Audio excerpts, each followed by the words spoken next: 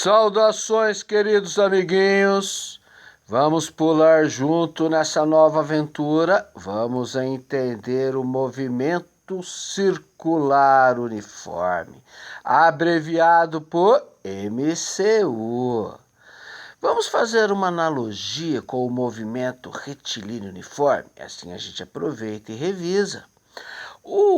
No movimento retilíneo uniforme, aquele que tem uma trajetória retilínea, o vetor velocidade linear tem módulo, direção e sentido constantes. No movimento circular uniforme, o vetor velocidade linear tem módulo constante, mas direção e sentidos variáveis. No movimento retilíneo uniforme, a trajetória é uma reta. No movimento circular uniforme, é uma circunferência. Falou em circunferência, com certeza aparecerá o raio, que é a metade do diâmetro. Coloquemos um referencial, um ponto a partir do qual descrevemos o movimento. No MRU é uma marca zero. No MCU é uma linha que passa pelo meio da circunferência. Coloquemos então um objeto numa posição inicial aqui no MRU. No movimento circular uniforme, a posição inicial dele é dada em relação ao referencial e é um ângulo inicial, é uma posição angular inicial. No MRU, este bloquinho podia ir para a direita. Sendo a posição final maior do que a inicial, o deslocamento seria positivo e chamamos o movimento assim de progressivo, ou poderia ir para a esquerda, com a posição final menor do que a inicial. E nesse caso, chamamos o movimento de retrógrado. No MCU, o corpo pode se deslocar no sentido horário ou anti-horário. Vamos considerar sempre um deslocamento positivo? Então, vamos colocar no MCU ele no sentido anti-horário, porque o sentido anti-horário é o positivo, pois é o sentido do movimento das estrelas no céu do nosso planeta. Bem, o corpo, então, pararia numa posição linear final. No caso do MCU, vai ser uma posição angular final. Definimos uma variação do espaço, uma variação da posição, o ΔS, posição final menos inicial. No MCU, também definimos uma variação angular, que é o ângulo final menos o ângulo inicial. No MRU tem deslocamento linear, no MCU, deslocamento angular. Se dividirmos o deslocamento linear pelo tempo, definimos uma grandeza, representado pela letra V. Se dividirmos o deslocamento angular pela variação do tempo, temos uma grandeza também, representada pela letra ômega. O V é chamado de velocidade, que agora ganhará sobrenome: velocidade linear, velocidade retilínea, velocidade tangencial, velocidade de translação. E o ômega é a velocidade angular. No MRU, esse vetor velocidade vai ter módulo, direção e sentido constante. Se o módulo era 10 metros por segundo, continuará sendo 10 metros por segundo em qualquer ponto da trajetória. A direção continuará horizontal e o sentido para a direita. No caso do movimento circular uniforme, além da velocidade angular, o corpo também apresenta uma velocidade linear, uma velocidade retilínea, uma velocidade tangencial, que apresenta sempre o mesmo módulo. Por exemplo, 10 metros por segundo em toda a trajetória. Mas note que a direção e o sentido variam. Tranquilo? Fácil, né? Como é que ficam as unidades no Sistema Internacional de Unidades? A unidade de ângulo é o radiano. Para transformar graus em radianos, usamos uma regrinha de 3. Lembre que π radianos é igual a 180 graus. A unidade de tempo é o segundo Portanto, a unidade de velocidade angular será radianos por segundo. Vamos definir mais umas grandezas? Tipo, período. Período é o tempo gasto para o corpo dar uma volta. Qual é o período de rotação da Terra? Aproximadamente 23 horas e 56 minutos. Qual é o período de translação da Terra? Aproximadamente 365 dias e meia hora, e um quarto do dia, 6 horas. Frequência é o número de voltas dadas em um período. Qual é a frequência da rotação da Terra em uma semana? 7. Qual é a frequência da rotação da Terra em um ano? 365 dias e um quarto. Veja, período T é o tempo gasto para dar uma volta. F, frequência, é o número de voltas dado em um período. Se multiplicarmos ali em x, temos que período é o inverso da frequência é o inverso do período.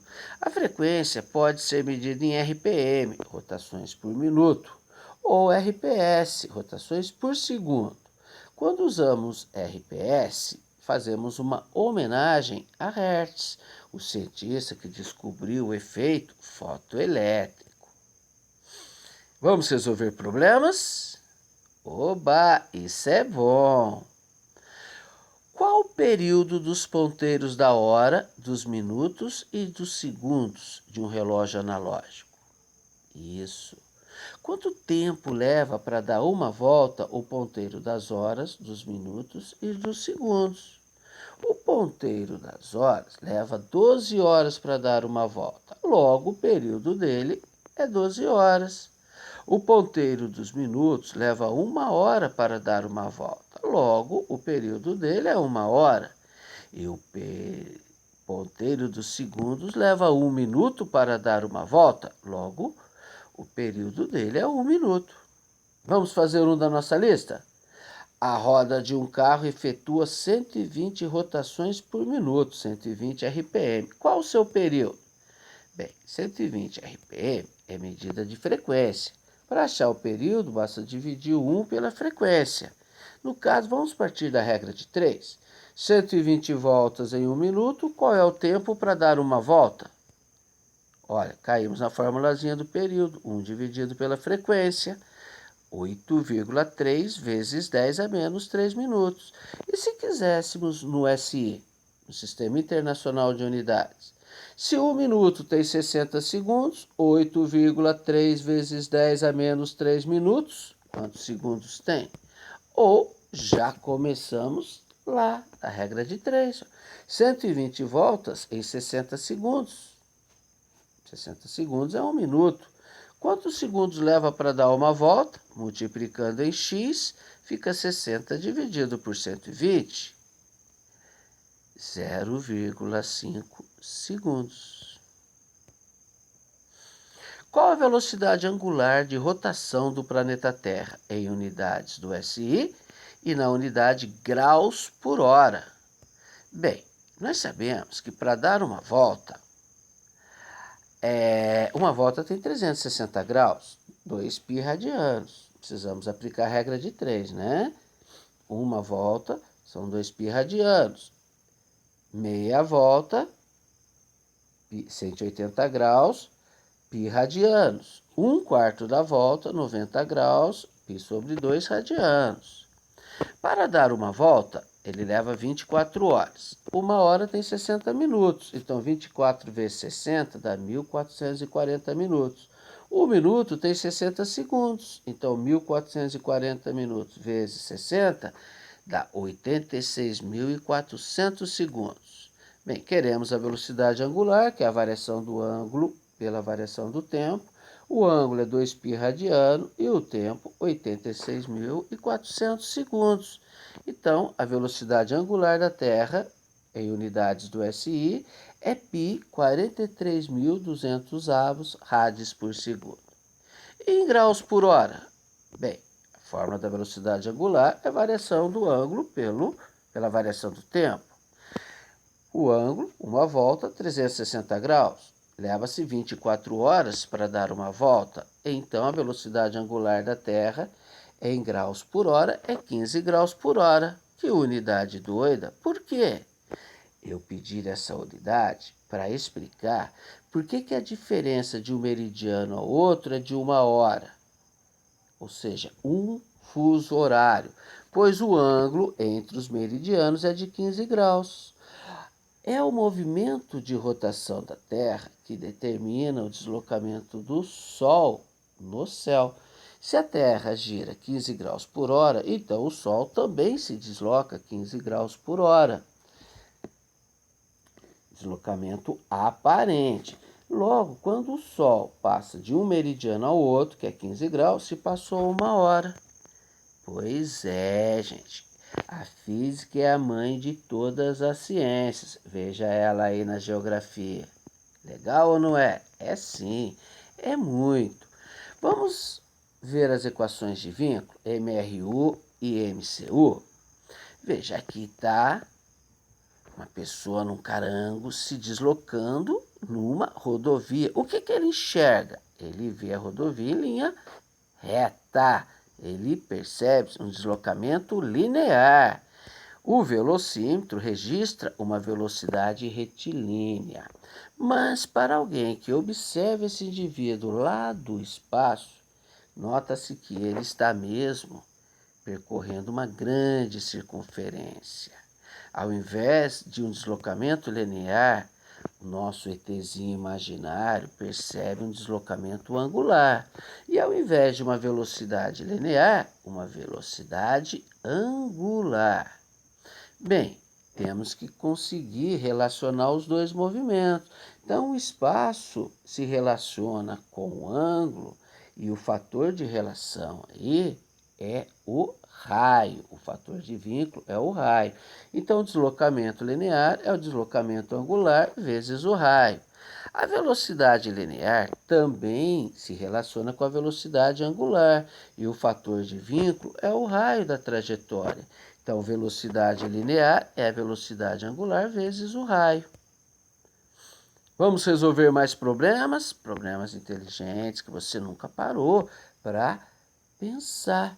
Olha, uma viagem de São Paulo ao Rio de Janeiro, que estão aproximadamente 400 quilômetros, um veículo se move com uma velocidade de 108 quilômetros por hora. Vamos considerar que o raio da Terra seja aproximadamente 6.400 quilômetros. Qual é o deslocamento angular desse veículo na curvatura da Terra? Se nosso ETzinho imaginário estivesse vendo esse veículo indo de São Paulo ao Rio, qual é o ângulo que ele veria esse veículo deslocar? Sabemos que a variação linear é igual à variação angular vezes o raio. Vamos substituir? 400 km é o deslocamento linear e o raio 6.400 km. Ambos já estão em quilômetros. Podemos fazer essa conta e vamos encontrar uma variação angular de aproximadamente 0,06 radianos. Vamos treinar aquela regrinha de 3, vamos transformar radianos em graus, 180 graus, pi radianos, 0,06 radianos. Quantos graus são? Multiplicando em x, achamos aproximadamente 3,4 graus. Ou seja, quando alguém se desloca de São Paulo ao Rio de Janeiro, percorre aproximadamente 1% da curvatura do nosso planeta. E a velocidade angular desse veículo? Observado por alguém lá no espaço. Velocidade linear é velocidade angular vezes o raio.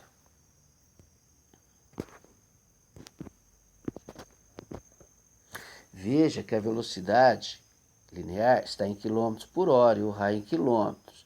Se jogarmos direto na fórmula, vamos encontrar rádios por hora. Vamos achar no SI? Para transformar quilômetros por hora em metros por segundo, dividimos por 3,6. E 6.400 quilômetros é 6.400 mil metros. Fazendo essa continha, esse veículo que vai de São Paulo ao Rio com uma velocidade de 108 km por hora tem uma velocidade angular de 4,7 microrades por segundo. Fácil, né? Muito fácil. O mais incompreensível no universo é ele ser tão fácil de ser entendido. Note que, para dar uma volta, a variação angular é 2π radianos. Para uma volta, a variação do tempo é o período. Então, sabendo que velocidade angular é a variação angular pela variação do tempo, temos uma outra formulazinha para calculá-la. 2π dividido pelo período. Mas período é 1 dividido por frequência. Se substituirmos lá, achamos uma outra formulazinha para velocidade angular. Muito, mas muito usada mesmo, que é 2πf. Tranquilo?